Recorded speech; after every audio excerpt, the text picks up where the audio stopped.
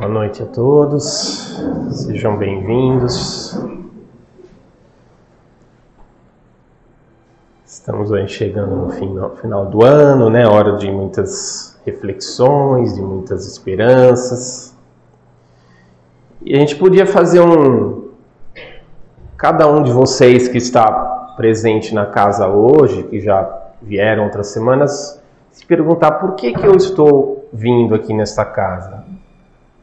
O que me levou a vir até aqui, o que me levou a vir neste dia, ouvir o Evangelho, inicialmente buscar orientação, buscar o tratamento. Será que eu estava assim, passando aqui na frente do centro, achei a casa bonita, a iluminação legal, entrei, vou ver como que é. Será que eu fui indicado por alguém? Ou será que falar, deixa eu entrar lá para ver o que acontece? Será que vou ver espírito? Será que vai ter algum fenômeno, alguma coisa diferente? E o que a gente vê na grande maioria das vezes, eu e muitos de vocês, a gente muitas vezes vem buscar uma casa espírita, assim como outras casas religiosas também, muitas vezes pela dor, por algum sofrimento, por alguma questão mal resolvida. Não que isso seja o único motivo e deva ser o único para você frequentar uma casa espírita, ou seja, qual for a religião. Mas normalmente é o que acontece, né? A gente às vezes tem alguns desequilíbrios, algumas baixas de concentração, de bem-estar, e a gente busca ajuda em função disso. E esse capítulo 6, o Cristo Consolador, ele vem falar bastante disso. Que todos os sofrimentos que nós passamos, dores físicas, dores morais, misérias, perdas de entes queridos, todos esses sofrimentos têm um motivo de ser, e a consolação nós encontramos em Deus e na certeza de uma vida futura. Quando nós temos por domínio já que nós cremos que nós estamos simplesmente passando por um determinado período curto de toda a nossa existência e que muita coisa já ocorreu lá atrás e muita coisa ainda vem pela frente, nós começamos a entender algumas questões, alguns sofrimentos que a gente passa. E esses sofrimentos, né, aqui a gente entra, esse capítulo 6, convido depois vocês a lerem, acho que é um dos capítulos mais curtos do Evangelho, até numa passada você consegue ler tranquilamente.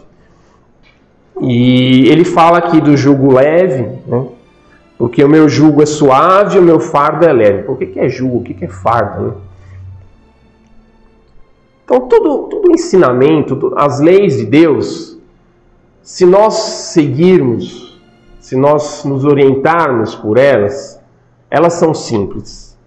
Elas são plenamente realizáveis, na medida que você pensa em se cuidar e cuidar do próximo, em amar ao próximo como a si mesmo e não amar você exclusivamente, esquecer tudo que ocorre ao seu redor. E o fardo é leve porque se você seguir essas normas, essas leis, você vai encontrar tranquilidade para colocar isso em prática. Não vai ser alguma coisa pesada, alguma coisa que seja impossível de alcançar. Quem pensa diferente, que não tem ideia de que a vida segue, de que nós temos outras oportunidades, outras experiências lá na frente, se sente muito pressionado. Poxa, eu estou passando por um sofrimento, por um tempo já curto de vida, e como que eu vou fazer para recuperar isso em pouco tempo? Eu estou sendo injustiçado, outras pessoas que eu conheço têm todas as facilidades do mundo, têm uma vida tranquila, e eu passando por esses problemas, por essas dores. Que injustiça é essa? E se nós pensarmos lá, né? Então ele coloca da questão do Consolador prometido, né? Então nós tivemos 3 grandes revelações, né? Moisés e Jesus, personificados em uma pessoa, a princípio, né? Dentro das leis que eram possíveis e que eram adaptadas à época de cada um surgiu na história. E mais para frente nós temos o advento do Espírito da Verdade, que se reflete na doutrina espírita, que não veio personificada num único elemento.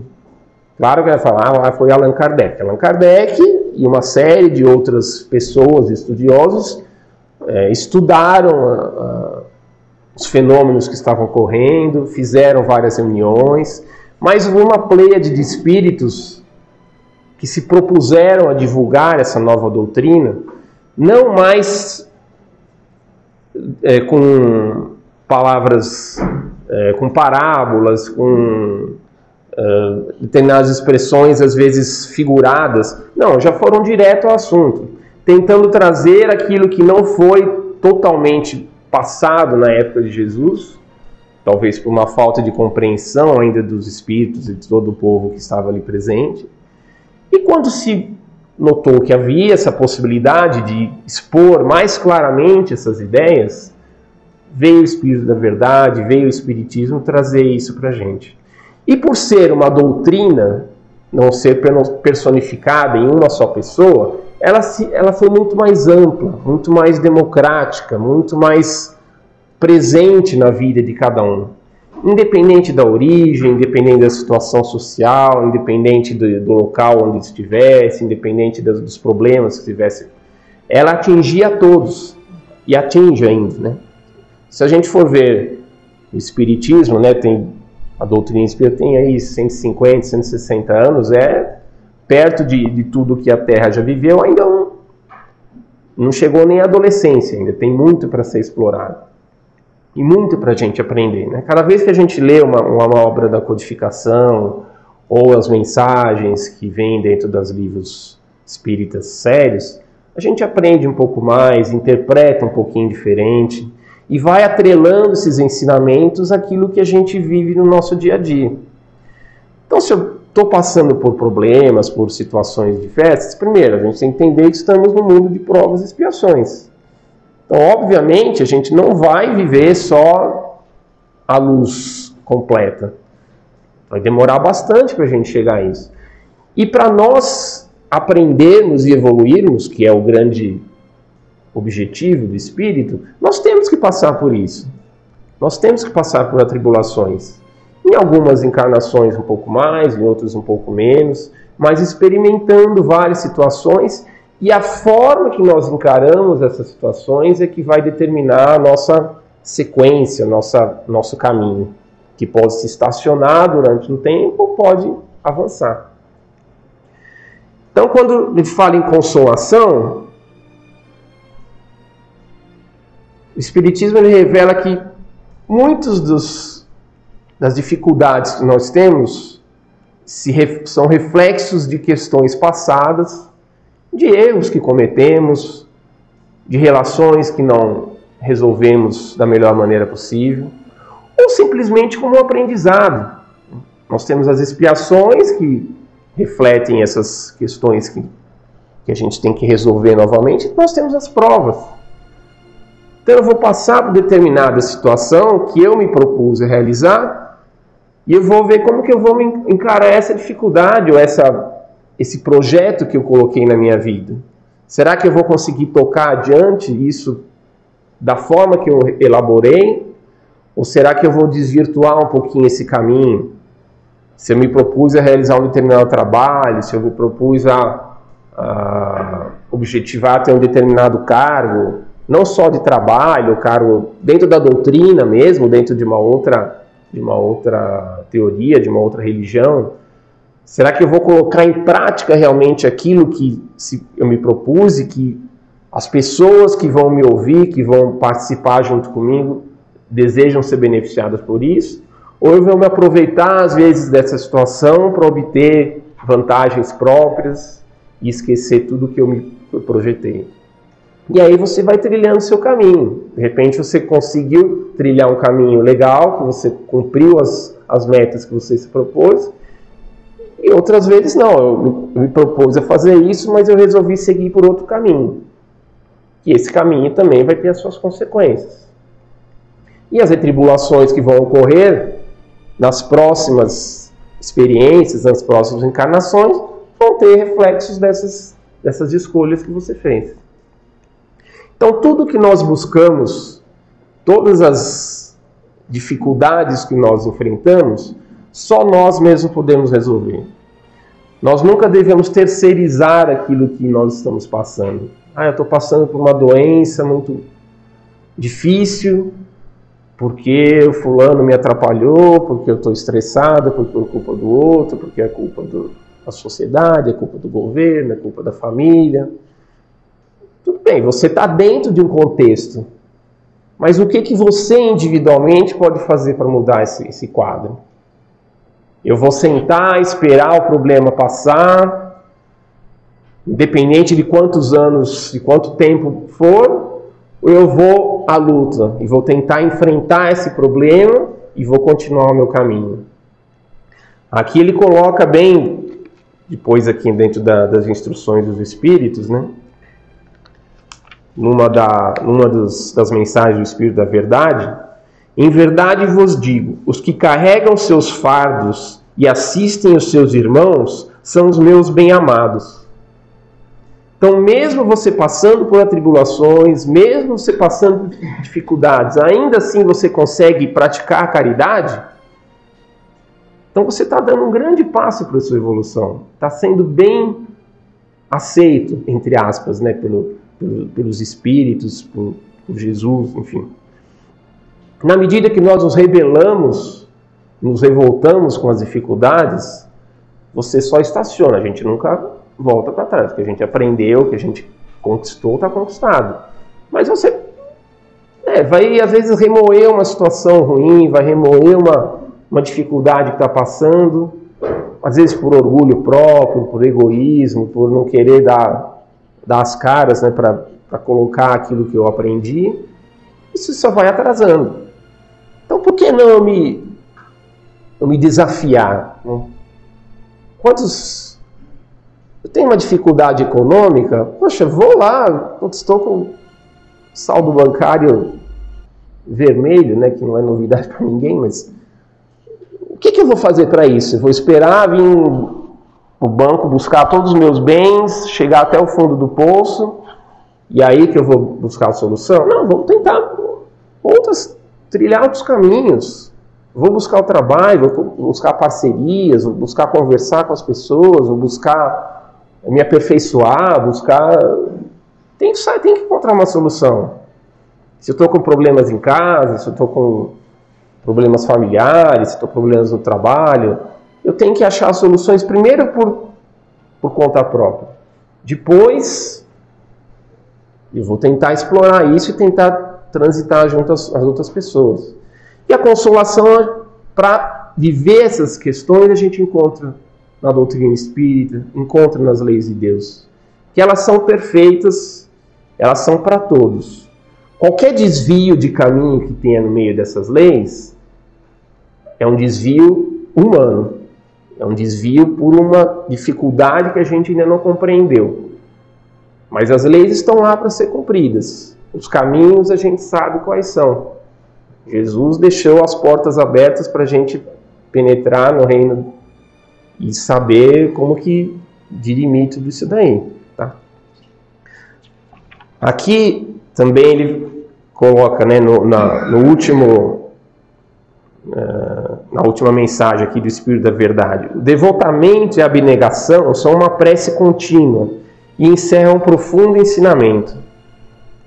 Em vez de reclamar contra as dores, os sofrimentos morais, essas duas palavras são aqui na terra, são o vosso quinhão. Então, quanto mais eu me dedico, quanto mais sou abnegado em qualquer tarefa que eu realize, independente das dificuldades que eu tenho, vai chegar um momento que você vai encontrar a resposta para aquilo. Vai chegar um momento que você vai encontrar a solução. Então, o seu esforço, quanto maior o seu esforço, mais próximo você está de encontrar as soluções mais próximo de você encontrar felicidade. Na Gênesis, no primeiro capítulo, também convido vocês para ler, que é um pouquinho mais comprido, mas ele fala bem dessa questão da revelação, né?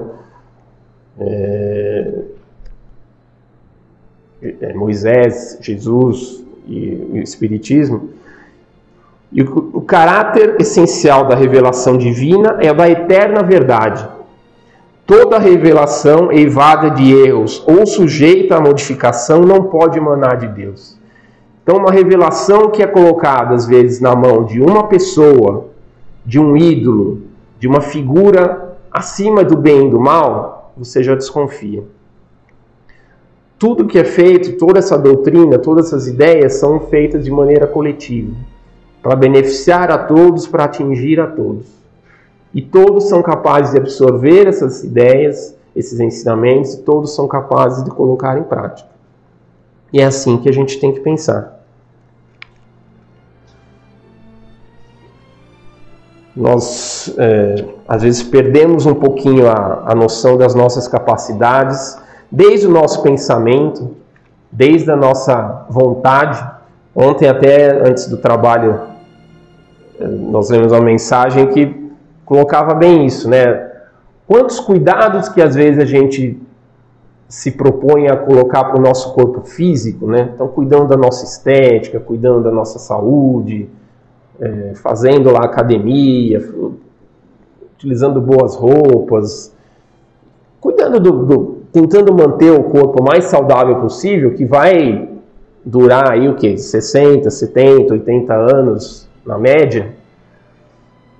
Se tanto cuidado a gente tem com algo que vai ter um tempo limite de existência, quanto cuidado a gente deve ter com o nosso espírito, que é imortal, que já viveu muitas e muitas experiências e vai ter muito ainda pela frente.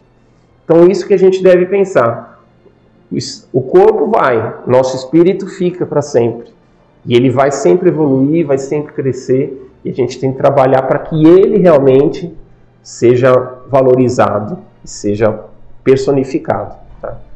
Hoje nós temos essa nossa existência. Vamos dar todo o carinho para ela, toda a valorização que ela necessita, para a gente se preparar para o futuro, enfrentar essas novas experiências, novas diferenças. E já a partir de hoje, a partir desse final de ano, a partir do ano novo, que todo mundo se encha de esperança, se encha de vontade para enfrentar tudo isso. E chegar daqui um mês, daqui no final do próximo ano, falar: eu consegui realizar, eu consegui superar, e daqui para frente só vai ser luz e alegria. Que Jesus abençoe a todos.